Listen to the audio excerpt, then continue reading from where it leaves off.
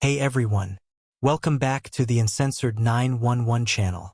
My name is Sean, and in today's episode we are going to be listening to a few calls and discussing their backstories. This first call is disturbing to say the least, and the backstory is even worse.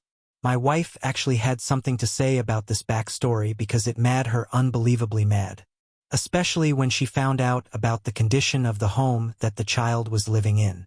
My wife said she understands taking a break from cleaning all the time. She said she even watches the show Hoarders so she doesn't feel so bad about not cleaning the house every day. So with that being said, take a listen.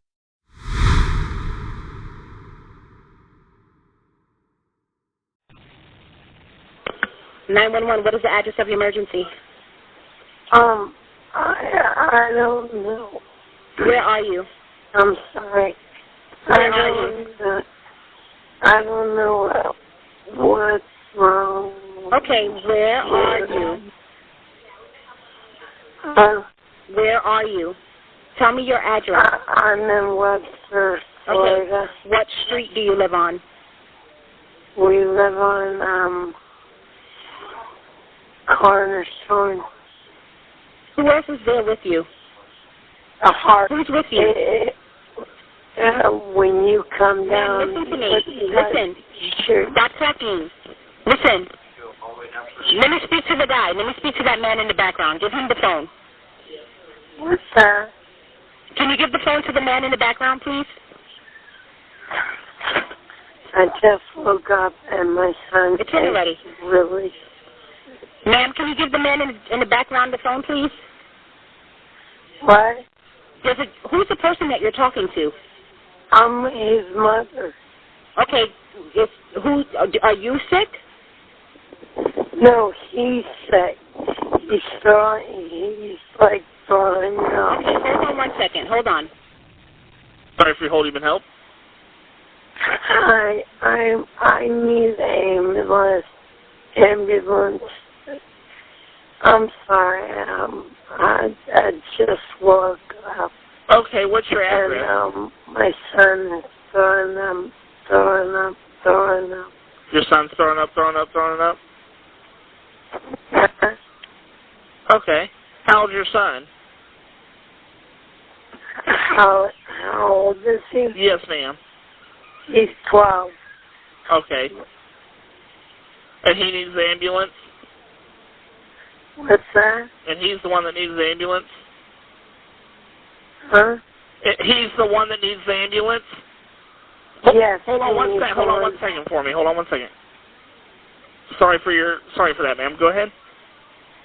And he is conscious and breathing? I'm sorry, I'm having trouble hearing you because the reception yeah. Can my friend talk to you? Yeah, hold on 1 second for me. In the house where the 12-year-old boy took substances that belonged to his mother and he nearly passed away, every window was covered. To say that she was a neglectful piece of garbage of a parent is an understatement. My wife said she wants 5 minutes in a room with her. Old newspapers were taped across the glass lining the garage's top. What looked like a shower curtain was hung behind a front window. Above the front door someone had pasted Transformers wrapping paper.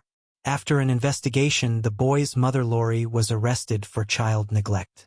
Just after midnight, the boy didn't feel well. So while Lori and her son's friends stayed in the living room watching movies, the boy went to his mom's room to go to sleep. That's when he started to throw up. He then started to look for a shirt to change into that was on his mom's bedroom floor. In a pile of clothes, he found a bottle. The boy took the substances that were in the bottle. He swallowed the substances and then climbed back into his mom's bed that was smeared with dog feces, and he drifted off to sleep. The next morning, Lori heard her son coughing, and she went into her bedroom to check on him. She rubbed his back and then went back into the living room and went back to sleep. Hours later, the boy's friend woke up at 4 in the afternoon. He went to check on his friend and he saw that his friend had vomit on his mouth. He couldn't wake his friend up, so his mother called 911. The home was filled with filth. Empty substance bottles were strewn everywhere. Hundreds of empty soda cans, piles of dirty dishes. An uncovered ham was decaying in a grimy refrigerator. Dog excrement was on the furniture and the floor. Pinkish-green mold had begun to consume portions of the home from the floor up. In some places, including the boy's bedroom, it was nearly 2 feet up the wall and thick enough to scrape off. Thankfully, the child was removed and placed with relatives. And Lori was sentenced to 170 days in jail.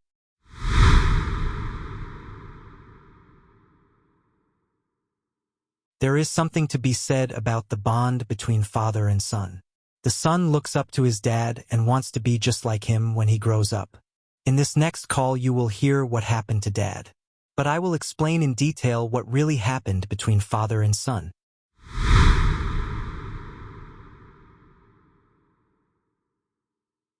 (911), what is the address of the emergency? Hi, this is Terry. I live in Mount Prospect, but I need to have somebody go to my brother-in-law's house. Okay, what is his address, Terry? Hang on a second. My brother-in-law's girlfriend just ran away from the house. I don't have the address memorized, but I have it here. Hang on a second. What is it, Nancy? 531 Wilshire. Okay, 531 Wilshire. And what town is that in? That's in Arlington Heights, please. Okay, hang on just a second, please. I will. Okay, in the address, we're sure it's 531 Wilshire. Yes. I don't show that a good Arlington Heights address. Okay, hang on. I'm just leafing through my address book right now. Okay. Second. That's okay, Nancy. Stay there. Don't go in the house. Okay.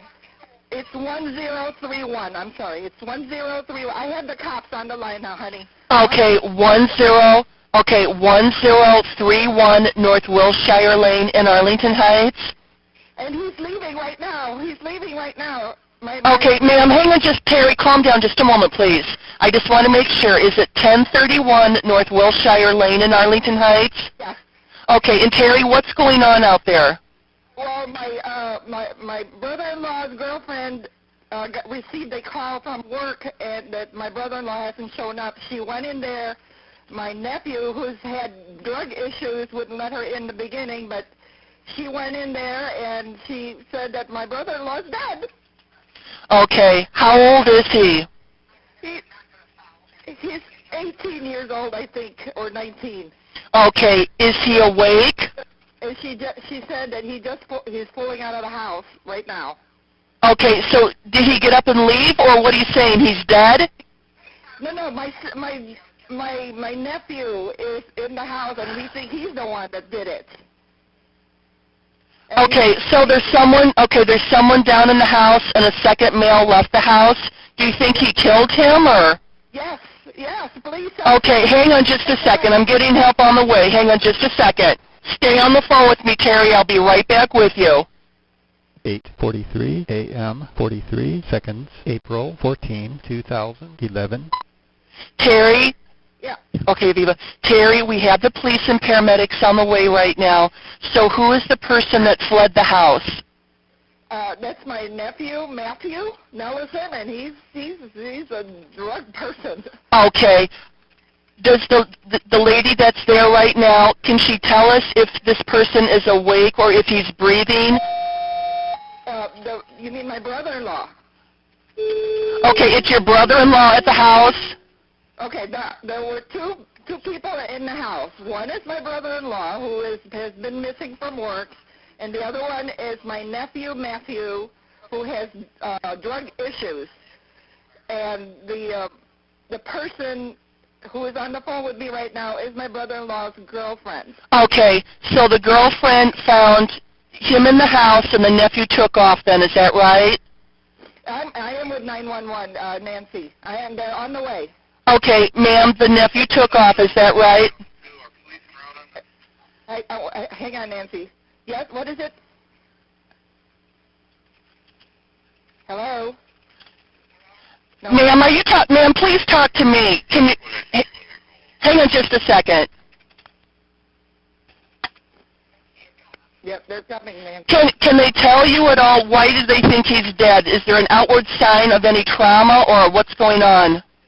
She's on speakerphone. I don't know if you could hear. Nancy, can you say how you found George, please?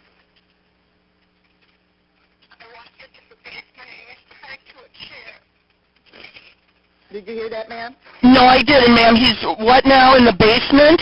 He's in the basement tied to a chair, not Okay. So he was found tied to a chair in the basement? Yes. Okay. Are there any weapons? Do you see anything, any weapons or anything? Nancy, do you see any weapons? She's hysterical, ma'am. I can't really talk to her. Okay. Try to get that for us if you can, ma'am. Can you tell how he might have been traumatized? Nancy, can you tell how he was traumatized? They are asking me. That's what we need to do. We just got the update on the screen. He's been beheaded, she thinks. You confirm with police Do you want to talk to her directly? Because I could do that. I could give you her phone number. Oh, there's somebody there now, she says. All right, she just hung up.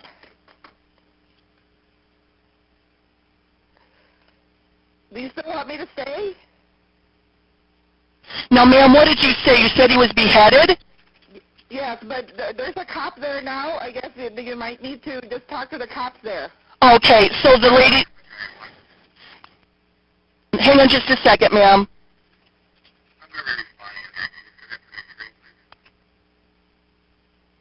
Okay, so she said he was beheaded, and she said that...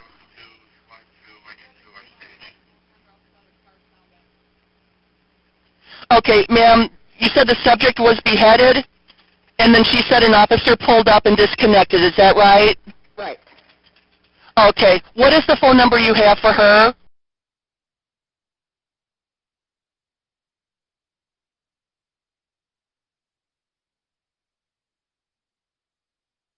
Okay. What is her name?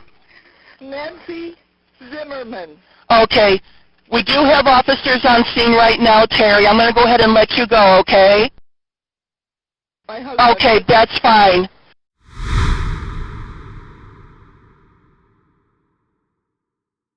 Matthew Neleson was sentenced to life in prison without parole after being convicted on one count of first-degree murder. His three accomplices, Marlon Green, Armin Braden, and Azari Braden, were convicted of murder and armed robbery, and all three of them were sentenced to 22 years in prison.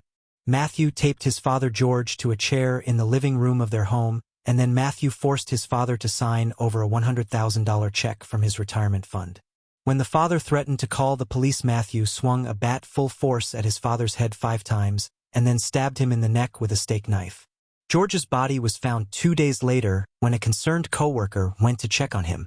Matthew had returned to the scene of the crime and initially tried to keep the woman out of the home. When the coworker asked how his father was doing, Matthew replied, "You'll know when you go in." He then fled the scene in his father's Lincoln Mercury Marquis.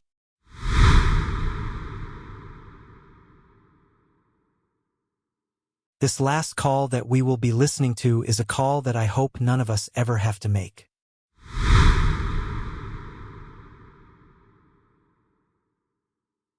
(911), what is the address of your emergency? I'm at... And what's going on?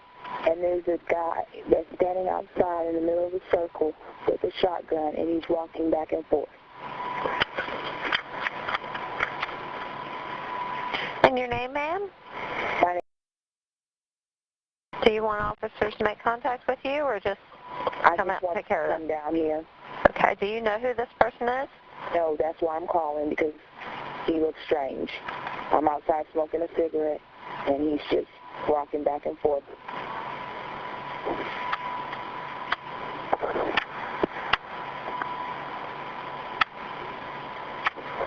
Have shots been fired? No, there's no shots been fired or anything. Are you in any immediate danger, ma'am? I don't feel like I'm in any immediate danger. Let me know if you feel unsafe at any time, okay? Do you know if anyone else is in any immediate danger? No. Nobody's outside right now. I just want a police car to come out here. Yes, ma'am. I'm going to send you one as fast as I can, and let me get some basic information for you. Your call's already into dispatch, and I'm looking for somebody. They've already sent it out. Give me a description of this man. Is he white, black, Hispanic? He's black, and he's got on a white T-shirt. That's all I can tell you. Do you know if anyone's injured? No, nobody's injured. He's just standing outside with a shotgun. He just looks weird to be standing outside with a shotgun. Absolutely, ma'am. I completely understand that. We already have officers on the way out there. I don't want you to do anything, put yourself in any danger, okay? Don't worry, I'm not. The Okay. first thing I'm going to do is calling you. Okay, we're going to get officers out there as fast as possible. You give me a call back and let me know immediately if anything changes or you have any further Sure will. information, okay? Yes, ma'am. Thank you, ma'am. Thank you. Bye-bye.